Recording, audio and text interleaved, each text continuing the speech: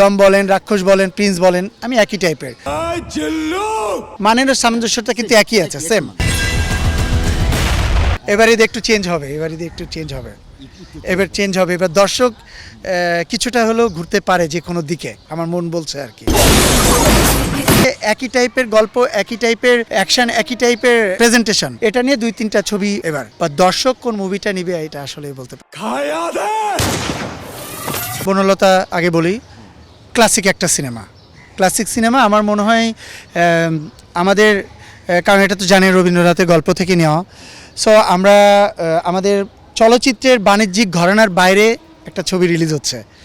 So আমার মনে হয় কিছু দর্শক আছে যারা এই টাইপের ছবি পছন্দ করে, আর আমরা যারা বাণিজ্যিক ছবি পছন্দ করি সে একই টাইপের গল্প, একই টাইপের অ্যাকশন, একই টাইপের মানে প্রেজেন্টেশন, এটা নিয়ে 2-3টা ছবি অলরেডি রিলিজ হচ্ছে এবার। তা সেক্ষেত্রে কোন ছবিটা পিক করবে এটা আমি বলতে পারছি না। আর সাকিব ভাইয়ের তো একটা বড় ফ্যান বেজ আছে, তার ডিস্ট্রিবিউটার একটা টিম আছে, তার নিজস্ব কিছু হল আছে, তো অবশ্যই সাকিব ভাই এগিয়ে থাকবে। বা দর্শক কোন মুভিটা নিবে এটা আসলে বলতে পারছি না আমি। হ্যাঁ, 100% যার ছবি। আমি তো এই যে বললাম যে বাণিজ্যিক ঘরানার ছবি একই টাইপের ট্রেলার টিজার আমি দেখতেছি। দম বলেন, রাক্ষস বলেন, প্রিন্স বলেন, আমি একই টাইপের। বাট সাকিব ভাইয়ের জন্য শুধু টাইপ না, মানেরও একই মান বলতে গেলে একই মান, কিন্তু কিন্তু মোটামুটি মানের সামঞ্জস্যটা কিন্তু একই আছে, সেম। বাট সাকিব ভাইয়ের যেহেতু একটা ফ্যান বেজ আছে, সাকিব ভাই একটু এগিয়ে থাকবে, এটাই আমি বিলিভ করি আর কি। বাট দর্শক আসলে গল্পের ভিতরে, গল্প যেহেতু জানি না, গল্পটার প্রেজেন্টেশনটা কেমন হবে এটার উপর অনেক কিছু নির্ভর করছে। এবার একটু চেঞ্জ হবে, এবার দর্শক কিছুটা হলেও ঘুরতে পারে যে কোনো দিকে, আমার মন বলছে আর কি। আচ্ছা, দীপজল সাহেবের চিন্তা হচ্ছে যে জয়কে আমি প্রথম ছবিতে নিয়েছি, ওর পিছনে আমি এত টাকা নষ্ট করেছি, আমার পিছনে তো আপনারা জানেনই হয়তো প্রায় 30 থেকে 40 লাখ টাকা শুধু এখানে এক বছরই আমার পিছনে মঞ্জু উস্তাদ ছিল ফাইটের জন্য, এই নাচের জন্য, এরপরে আমাদের মুস্তাক ভাই ছিল ফাইটের জন্য, এরপরে আবার অভিনয়ের জন্য আমাকে এক বছর রেখে দিয়েছে।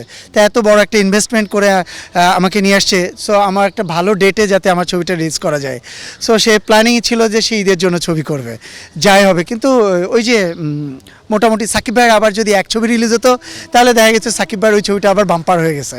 কারণ সাকিব ভাইয়ের তো 3-4 ছবি রিলিজ হলে তো স্বাভাবিক কথা ভাই, আপনার তো কারাকারি লেগে যাবে তখন, কারণ ভাগ হয়ে যাচ্ছে তো, এক হিরোর ছবি 4-5টা হলে ভাগ হয়ে যাচ্ছে।